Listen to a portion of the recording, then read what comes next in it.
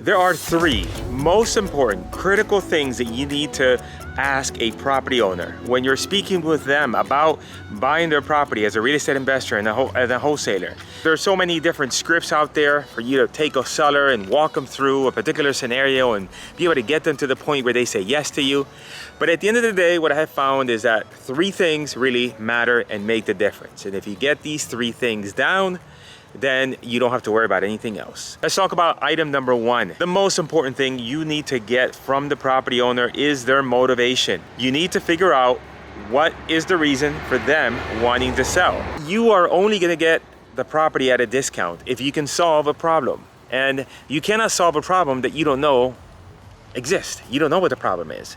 And it could just be as easy as asking the property owner why you're selling, any particular reason you're selling, or you can say, sounds like a great property.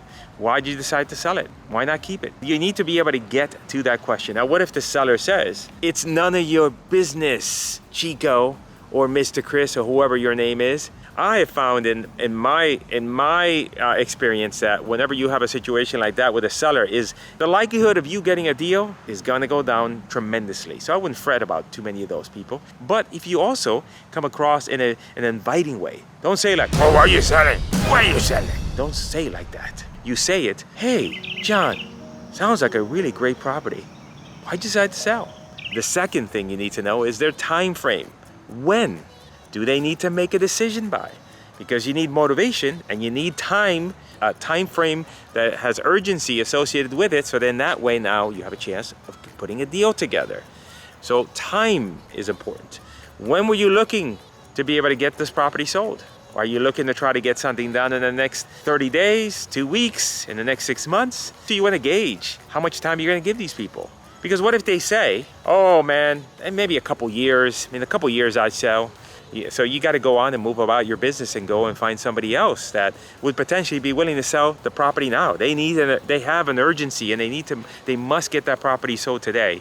By the way, if you're finding this video helpful, make sure that you subscribe to the channel, hit the notification bell, and make a comment and let me know, Chico, that was some good stuff. Then the last but not least, and you're gonna say, Chico, that's Captain Obvious, you need to know the price. You need to get a price from the property owner such that then now you can make a determination if in fact this person is a suspect or a prospect. A suspect is a property owner that isn't motivated, is curious. You know, I wasn't thinking about selling, but you sent me the postcard, so maybe I'd like to know what your offer is. By the way, my hands are weak. I gotta build up my biceps because I can't hold this damn phone. Look at your little birdie arms. They're no thicker than a cigarette. I could smoke them little arms. But what do you care? What you wanna do is you wanna get a price from them. One way you can get a price is just by simply asking, what were you thinking about selling the property for? What do you think the property is worth? Those are different ways. I like to ask the price question right up front, as soon as I can. Why? Because I can always ask it later. If you wait to ask for the price at the end of the call and they say, oh no, just make me an offer, then you got no other option. If you ask it up front, you say, by the way, what were you wanting for the property? And they're like, well, I don't know, you make me an offer. Then you just have the rest of the conversation. Okay, well, we can certainly do that. Why don't you give me a little bit more information about the property? Bedroom, bath, how old is the roof, etc., etc. And then at that point, then you can always ask at the tail end of the conversation. I'm gonna give you a fourth bonus tip, fourth bonus thing. It's not a bonus, I just forgot. And I said 3, but now it's 4, okay? Condition. There is a problem with the property. You know, many times they need repairs. It's not in good shape. So you want to ask, tell me about the property. What's the condition? When was the last time that the roof was updated? When was the last time the electrical was updated? Any significant amount of work done to the property? Figuring out the condition of the property is also a key factor, because then that way you can determine, hey, if this is a property that is in a state of disrepair, that means that there's an opportunity to be able to get a discount for it. And I always just like to tell the sellers up front, Mr. Seller, our company buys properties that generally need a lot of work. So instead of you fixing it up and putting it on the market, you sell it to us. We'll take care of all the work. It benefits you because now you get it done relatively quickly. Logically explain to them that this is what we do.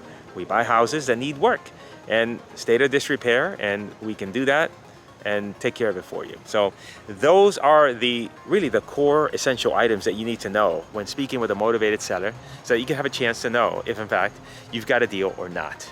And I'm a fan of just getting right down to it in a conversation as quick as you can in terms of those items, because you don't want to spend 30 minutes on the phone with somebody that has no motivation, there's no repairs on the property needed, and they think they want market value. And if you spend 30 minutes on the phone with that person, you're not being efficient with your time, because you want to speak with prospects, not suspects.